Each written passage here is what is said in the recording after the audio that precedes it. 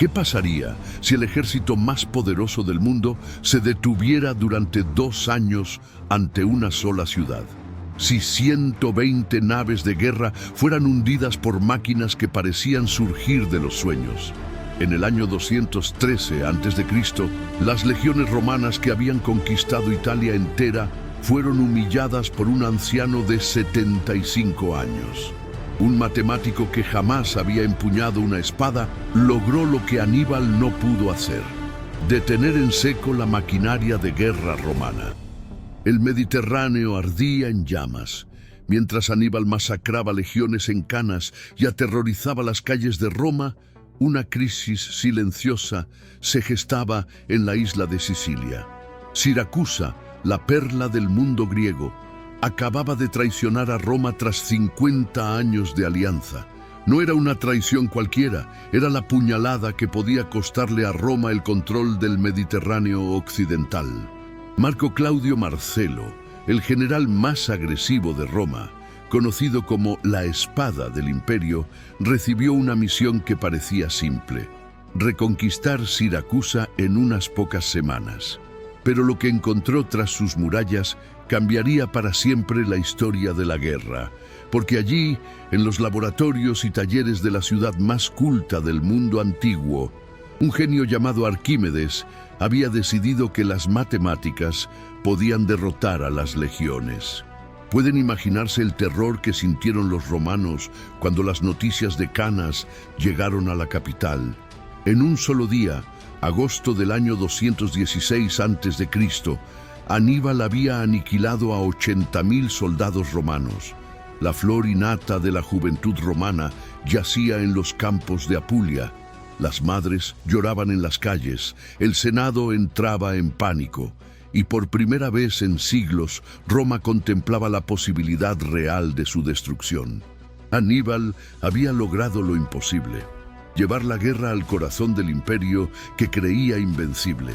Pero la Segunda Guerra Púnica no era solo el duelo entre Aníbal y Roma.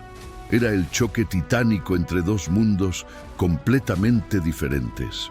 Por un lado, Cartago representaba el poder del comercio, la riqueza acumulada durante siglos, la tradición marinera de los fenicios que habían surcado todos los mares conocidos. Por el otro, Roma encarnaba la disciplina militar, la organización política más eficaz de la antigüedad, la capacidad única de convertir enemigos en aliados. Dos modelos de civilización que no podían coexistir en el mismo Mediterráneo. El mundo helenístico observaba esta lucha con una mezcla de fascinación y terror. Las antiguas ciudades griegas, herederas de Alejandro Magno, veían cómo estas dos potencias bárbaras decidían el destino del mundo civilizado. Egipto, Siria, Macedonia, todas las grandes potencias del Oriente mantenían una neutralidad calculada, esperando ver cuál de los dos gigantes occidentales sobreviviría para después negociar con el vencedor. En este tablero de ajedrez mediterráneo, Sicilia ocupaba una posición estratégica absolutamente crucial. No era solo una isla más, era el granero que alimentaba a Roma, el puente natural entre Italia y África, la llave que controlaba todas las rutas comerciales del Mediterráneo occidental. Quien dominara Sicilia tendría el poder de estrangular económicamente a su enemigo. Por eso, cuando las noticias de la traición siracusana llegaron a Roma, el pánico fue inmediato. La situación era desesperada. Aníbal controlaba el sur de Italia, las ciudades del Adriático se rebelaban una tras otra, y ahora Sicilia amenazaba con pasarse al enemigo. Roma se enfrentaba a la perspectiva de luchar en 3 frentes simultáneos, mientras su economía se desplomaba y sus aliados la abandonaban. En esos momentos de crisis suprema, el Senado romano tomó una decisión que cambiaría el curso de la guerra: enviar a Marco Claudio Marcelo, su general más agresivo, a reconquistar Siracusa a cualquier precio. ¿Por qué Sicilia era conocida como el granero del Mediterráneo? Imaginen una isla 3 veces más grande que Córcega, bendecida por los dioses con las tierras más fértiles del mundo conocido. Sus llanuras producían tanto trigo que podían alimentar a toda la península italiana. Sus costas albergaban puertos naturales perfectos. Sus montañas guardaban minas de plata y sus bosques proporcionaban la madera necesaria para construir flotas enteras. Pero Sicilia no era solo riqueza material. Era el crisol donde se habían fundido las civilizaciones más avanzadas de la antigüedad. Los fenicios llegaron primero, estableciendo factorías comerciales en sus costas occidentales. Después vinieron los griegos, en oleadas sucesivas que transformaron la isla en una nueva Grecia, aún más próspera que la original. Siracusa, fundada por colonos corintios en el siglo VIII a.C., se convirtió rápidamente en la ciudad más poderosa del Mediterráneo occidental. Sus tiranos construyeron palacios que rivalizaban con los de Atenas, sus teatros acogían a los mejores dramaturgos de Grecia y sus matemáticos revolucionaban el conocimiento humano. Durante la Primera Guerra Púnica, Roma había aprendido por las malas el valor estratégico de Sicilia. 23 años de guerra brutal, cientos de miles de muertos, flotas enteras destruidas por tempestades, todo para arrancar la isla del control cartaginés. Cuando finalmente lo lograron, en el año 241 a.C., Roma se convirtió oficialmente en una potencia mediterránea. Sicilia fue su primera provincia, el laboratorio donde aprendieron a gobernar territorios extranjeros. Pero los romanos fueron inteligentes. En lugar de someter violentamente a todas las ciudades sicilianas, respetaron la independencia de Siracusa como recompensa por su ayuda durante la guerra. Hierón II, el astuto rey siracusano, había elegido el bando romano en el momento preciso y esa decisión le garantizó medio siglo de prosperidad. Bajo la protección romana, Siracusa floreció como nunca antes. Sus comerciantes dominaban el Mediterráneo oriental. Sus intelectuales atraían estudiantes de todo el mundo conocido y sus talleres producían las máquinas más avanzadas de la época. Esta alianza greco-romana parecía inquebrantable. Roma proporcionaba seguridad militar y acceso a los mercados occidentales, mientras Siracusa ofrecía cultura, tecnología y legitimidad helénica. Era la perfecta simbiosis entre el poder militar romano y la sofisticación griega. Nadie podía imaginar que esta alianza, forjada en sangre y consolidada durante décadas, estaba a punto de romperse de la manera más dramática posible. ¿Cómo logró un rey griego mantener su independencia mientras Roma conquistaba el mundo? Hierón II de Siracusa fue, sin duda, uno de los políticos más hábiles de la antigüedad. Cuando llegó al poder en el año 270 a.C., el Mediterráneo occidental era un caos de guerras constantes. Pirro devastaba el sur de Italia, Cartago y Roma se preparaban para su primer enfrentamiento titánico, y las ciudades griegas de Sicilia luchaban entre ellas sin cesar. En medio de este caos, Hierón tomó la decisión más inteligente de su vida: aliarse con Roma. No fue una decisión fácil. La aristocracia siracusana despreciaba a los romanos como bárbaros sin cultura. Los comerciantes temían perder sus privilegios en los mercados orientales. Los intelectuales consideraban humillante someterse a un pueblo que apenas sabía leer y escribir. Pero Hierón vio lo que otros no podían ver. Roma representaba el futuro. Su organización militar era superior, su sistema político más estable y su capacidad de integrar pueblos conquistados absolutamente única en la historia. Durante la Primera Guerra Púnica, mientras Cartago y Roma se destrozaban mutuamente, Hierón jugó sus cartas con maestría consumada. Proporcionó a Roma el trigo necesario para alimentar a sus ejércitos, permitió que sus puertos sirvieran de base naval romana, pero mantuvo cuidadosamente su independencia política. Cuando Roma venció, Hierón fue recompensado no solo con el reconocimiento de su soberanía, sino con una alianza que lo convertía en el socio griego preferido de la potencia occidental emergente. Los 50 años siguientes fueron la edad dorada de Siracusa. Hierón se comportó como el perfecto aliado, leal sin ser servil, útil sin ser prescindible. Enviaba regalos espléndidos a Roma, acogía a embajadores romanos con honores reales, pero mantenía la dignidad y las tradiciones griegas de su reino. Su corte se convirtió en un imán para los intelectuales del Mediterráneo. Allí trabajaron algunos de los mejores matemáticos, ingenieros, poetas y filósofos de la época. Hierón también fue un modernizador visionario. Transformó Siracusa en una ciudad modelo, con el teatro más grande del mundo griego, acueductos que suministraban agua pura a todos los barrios y talleres donde se creaban las máquinas más avanzadas de la época. Bajo su reinado, Siracusa rivalizó con Alejandría como centro de conocimiento e innovación. Era el ejemplo perfecto de cómo un reino griego podía prosperar en el nuevo orden romano, manteniendo su identidad cultural mientras se beneficiaba de la seguridad y estabilidad que Roma proporcionaba.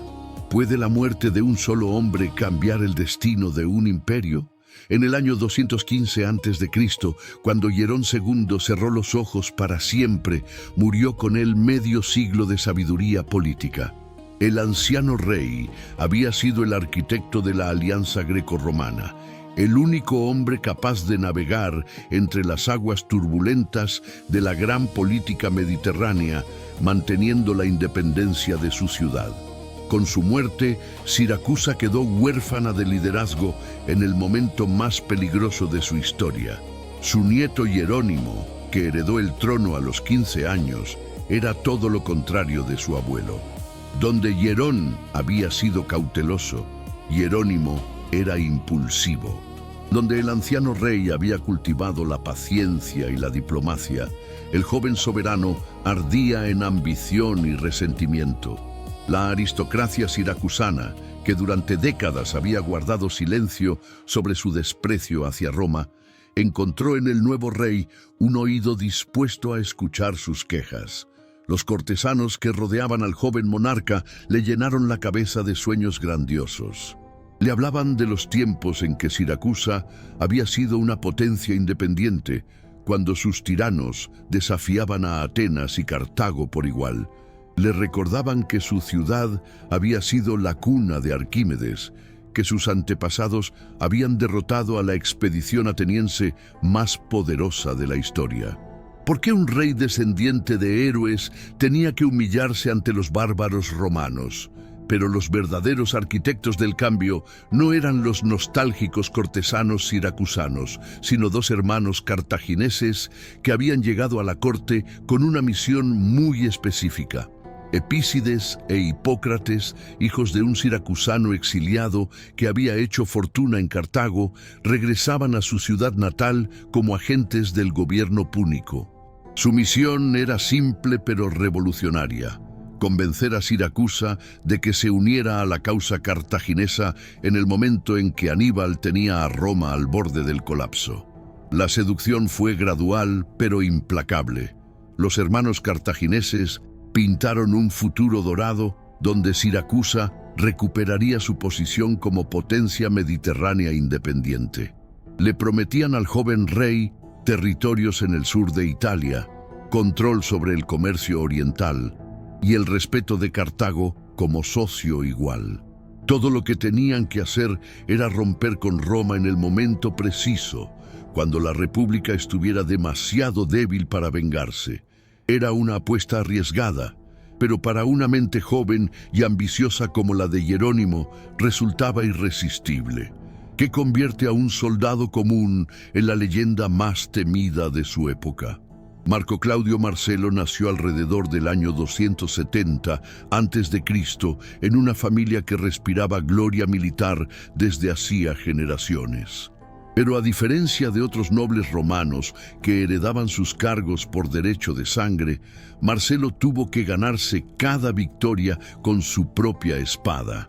Desde muy joven demostró que tenía algo que diferenciaba a los grandes generales de los simples comandantes: la capacidad de ver oportunidades donde otros veían solo caos. Su primer momento de gloria llegó durante las guerras gálicas, cuando los temibles guerreros celtas amenazaban con invadir Italia, como habían hecho un siglo antes. En la batalla de Clastidium, Marcelo logró algo que solo 2 romanos habían conseguido antes en toda la historia: matar al líder enemigo en combate singular. Cuando su espada atravesó el pecho del rey galo Viridomaro, Marcelo no solo ganó una batalla, sino que obtuvo las spolia opima, el honor militar más alto que un romano podía alcanzar. Pero lo que realmente definió el carácter de Marcelo fue su enfoque completamente opuesto al de su contemporáneo Quinto Fabio Máximo. Mientras Fabio era conocido como el Escudo por su estrategia defensiva y cautelosa, Marcelo se ganó el apodo de la Espada por su agresividad constante y su búsqueda incansable del combate directo. Esta diferencia de temperamentos no era solo una cuestión de estilo militar, sino una filosofía completamente diferente sobre cómo Roma debía enfrentar sus desafíos. Cuando Aníbal invadió Italia, la mayoría de los generales romanos adoptaron la estrategia fabiana: evitar batallas campales, hostigar al enemigo, esperar que el tiempo y el hambre hicieran el trabajo que las legiones no podían hacer. Marcelo rechazó completamente esta aproximación. Para él, Roma había conquistado el mundo enfrentando a sus enemigos de frente, no escondiéndose detrás de murallas y esperando milagros. Sus victorias en Nola, donde fue el primer general romano en derrotar a Aníbal en batalla abierta, demostraron que su filosofía agresiva podía funcionar. Cuando el Senado le encomendó la reconquista de Siracusa, Marcelo vio la oportunidad perfecta para demostrar que Roma no necesitaba temer a ningún enemigo, por más fortificado que estuviera. Su plan era simple y brutal: atacar simultáneamente por tierra y mar, quebrar la resistencia siracusana en pocas semanas y demostrar al mundo que la traición a Roma tenía consecuencias terribles. Lo que no podía imaginar era que se enfrentaría al oponente más extraordinario de su carrera.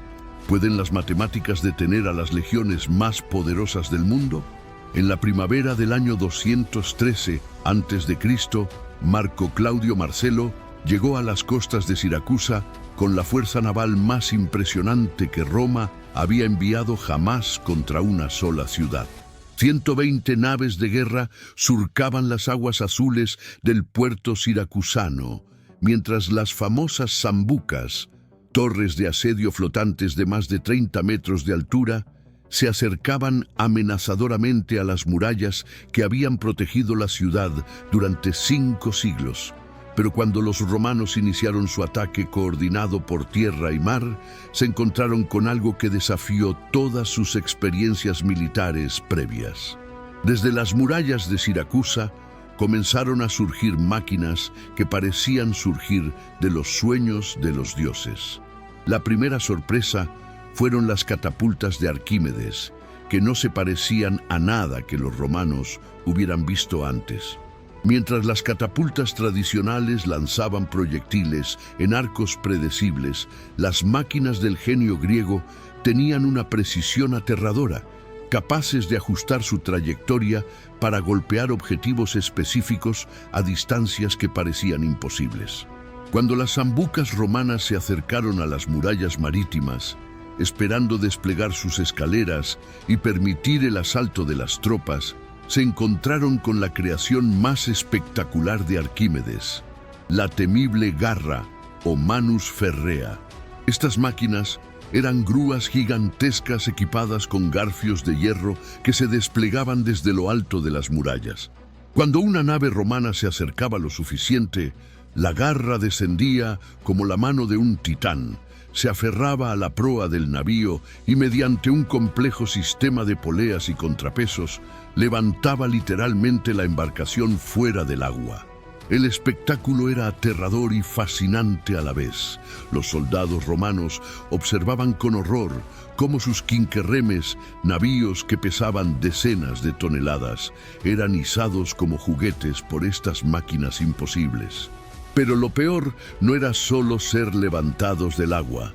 Arquímedes había calculado perfectamente la altura y el ángulo para que, cuando soltaban la embarcación, ésta cayera de tal manera que se partiera en dos o se hundiera inmediatamente. En pocos días, el puerto de Siracusa estaba sembrado de restos de naves romanas. Pero Marcelo no era un general que se rindiera fácilmente. Ordenó ataques nocturnos, pensando que las máquinas de Arquímedes serían menos efectivas en la oscuridad.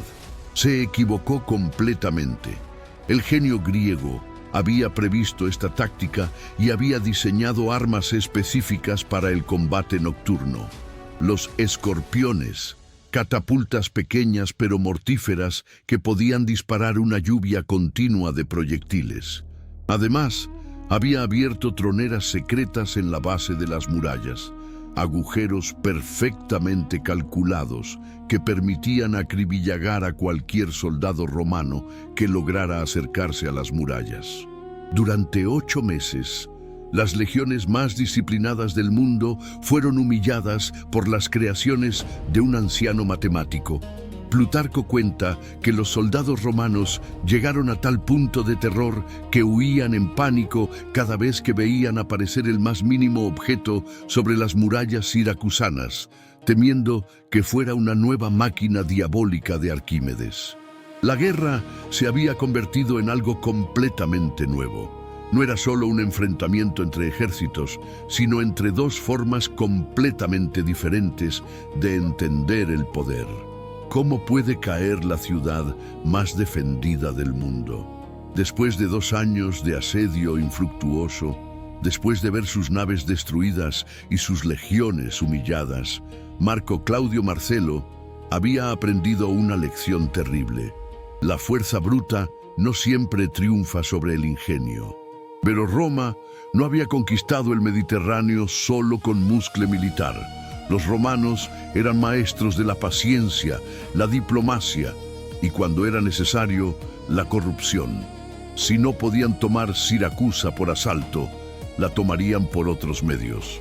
La oportunidad llegó en el año 212 a.C., durante el festival anual de la diosa Artemis. Los siracusanos, confiados después de 2 años de resistencia exitosa, se relajaron en sus defensas para celebrar a su divinidad protectora. Las calles se llenaron de procesiones religiosas. Los soldados abandonaron sus puestos para unirse a las festividades y las famosas máquinas de Arquímedes quedaron temporalmente sin operadores. Era exactamente la oportunidad que Marcelo había estado esperando.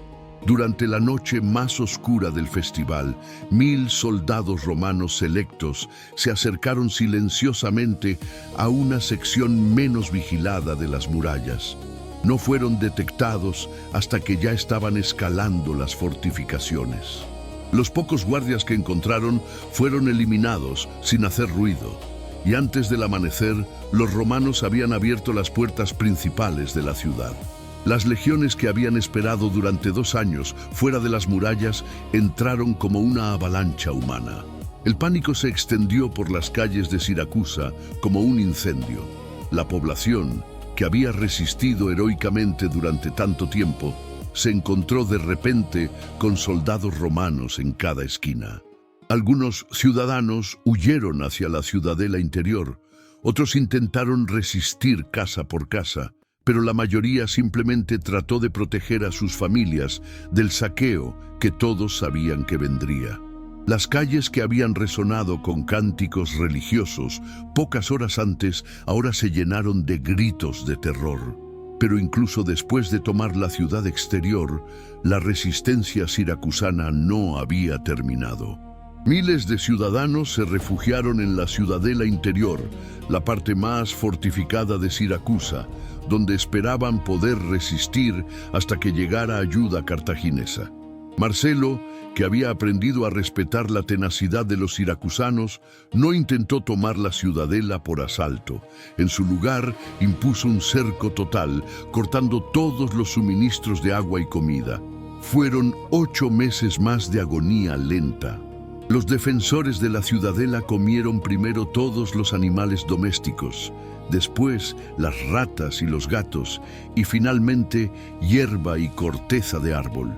Cuando el hambre se volvió insoportable, cuando los niños comenzaron a morir de inanición, un mercenario hispano llamado Mericus tomó la decisión más pragmática y terrible de su vida. Negoció secretamente con Marcelo la rendición de la ciudadela a cambio de condiciones favorables para él y sus hombres. Una noche, simplemente abrió las puertas. ¿Cuál es el valor de una vida cuando esa vida contiene el genio más brillante de su época? Cuando las tropas romanas entraron finalmente en la ciudadela de Siracusa en el año 212 a.C., Marco Claudio Marcelo había dado órdenes muy específicas a sus soldados. Entre el caos del saqueo, entre la violencia inevitable de una ciudad tomada por asalto, había una orden que destacaba sobre todas las demás: capturen vivo a Arquímedes. El general romano había llegado a comprender que el anciano matemático era mucho más valioso que todo el oro y la plata que pudieran saquear. Pero en medio del caos de una ciudad conquistada, las órdenes no siempre llegan a tiempo a todos los soldados. Arquímedes, ajeno al drama que se desarrollaba en las calles, trabajaba en su casa como había hecho durante los últimos 2 años. A los 75 años, el genio más grande de la antigüedad seguía resolviendo problemas matemáticos con la misma pasión que había demostrado durante toda su vida. Estaba absorto en un problema geométrico, trazando círculos en la arena, cuando un soldado romano irrumpió en su estudio. El encuentro entre el soldado y el sabio se ha convertido en uno de los momentos más trágicos y simbólicos de la historia antigua. Según Plutarco, cuando el soldado le ordenó seguirlo hasta donde estaba Marcelo, Arquímedes respondió sin levantar la vista de sus cálculos: «No molestes mis círculos hasta que haya terminado mi demostración». Para un matemático, las verdades geométricas eran más importantes que la vida o la muerte. Para un soldado romano en medio del saqueo, esta respuesta fue vista como una muestra de desprecio insolente. La espada que atravesó el corazón de Arquímedes no solo acabó con una vida, silenció para siempre una mente que había revolucionado las matemáticas, la física y la ingeniería, y que a los 75 años seguía haciendo descubrimientos que no serían igualados hasta la llegada de Newton 1500 años después. Los papiros encontrados junto a su cuerpo mostraban que estaba trabajando en problemas que anticipaban el cálculo infinitesimal. ¿Qué más habría descubierto si hubiera vivido hasta los 100 años? Cuando Marcelo se enteró de la muerte de Arquímedes, su reacción sorprendió a todos sus subordinados. El general más feroz de Roma, el hombre conocido como la Espada por su agresividad implacable, lloró como un niño. No era solo el lamento por la pérdida de un botín valioso. Era la comprensión terrible de que Roma había destruido exactamente lo que más necesitaba: la capacidad de crear en lugar de solo conquistar.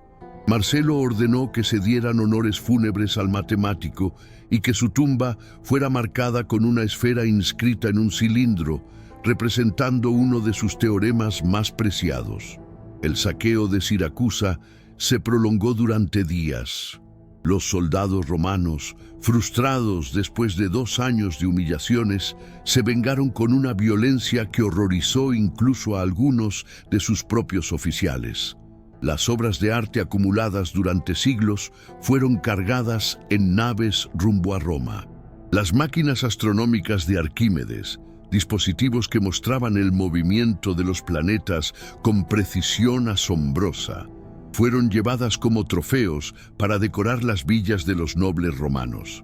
Miles de siracusanos fueron vendidos como esclavos. Pero la victoria romana tuvo un sabor amargo que perduraría durante siglos. Roma había conquistado Siracusa, pero había perdido la oportunidad de aliarse con el genio más grande de su época.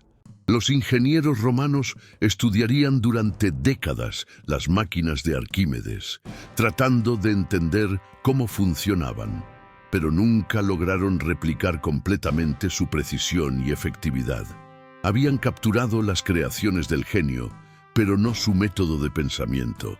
La conquista de Siracusa marcó el final de la independencia griega en Sicilia, pero también el comienzo de algo nuevo en la historia romana. Por primera vez, Roma se encontró administrando no solo territorios y recursos, sino también una herencia cultural que era infinitamente más sofisticada que la suya propia. Las obras de arte siracusanas que decoraron Roma comenzaron el proceso de helenización de la cultura romana. Las ideas griegas, la filosofía griega, la ciencia griega, gradualmente transformaron la mentalidad romana. 150 años después de la caída de Siracusa, Cicerón visitaría la tumba de Arquímedes. El gran orador romano la encontró abandonada y cubierta de maleza, olvidada por los habitantes de una ciudad que ya no recordaba a su genio más grande. Cicerón limpió personalmente la tumba y pudo leer la inscripción sobre la esfera y el cilindro. Era un recordatorio melancólico de que las civilizaciones que olvidan a sus genios están condenadas a repetir los errores que esos genios podrían haber evitado. ¿Qué lecciones nos deja este duelo entre el genio y el poder?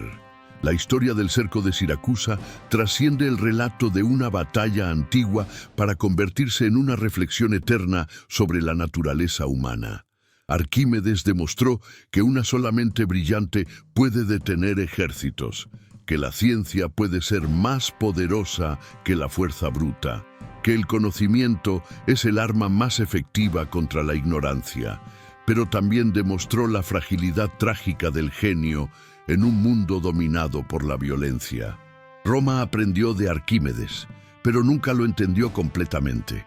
Los romanos se convirtieron en maestros de la ingeniería, construyeron acueductos, puentes y edificios que duraron 1000 años, desarrollaron máquinas de asedio que conquistaron el mundo conocido, pero siempre fueron mejores copiando que creando, mejores aplicando conocimientos que descubriéndolos. La muerte de Arquímedes simboliza lo que se pierde cuando las sociedades priorizan la conquista sobre la sabiduría. El cerco de Siracusa nos enseña que las victorias militares más espectaculares pueden ser, paradójicamente, las derrotas más costosas. Roma ganó una ciudad, pero perdió la oportunidad de proteger y nutrir el tipo de mente que aparece una vez cada 1000 años. Marcelo cumplió su misión militar, pero falló en la tarea más importante de cualquier conquistador inteligente: preservar lo mejor de la civilización que había vencido. Hoy, cuando la ciencia y la tecnología determinan el destino de las naciones, la historia de Arquímedes cobra una relevancia inquietante. En una época donde las mentes más brillantes trabajan tanto para crear como para destruir, donde la innovación puede ser usada tanto para curar enfermedades como para diseñar armas, la pregunta que planteó el cerco de Siracusa sigue vigente.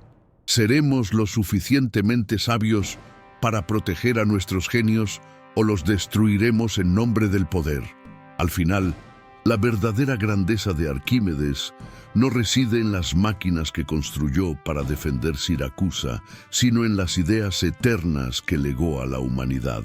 Sus principios matemáticos siguen siendo válidos, sus descubrimientos físicos continúan siendo fundamentales, y su ejemplo de dedicación absoluta al conocimiento sigue inspirando a científicos 2000 años después.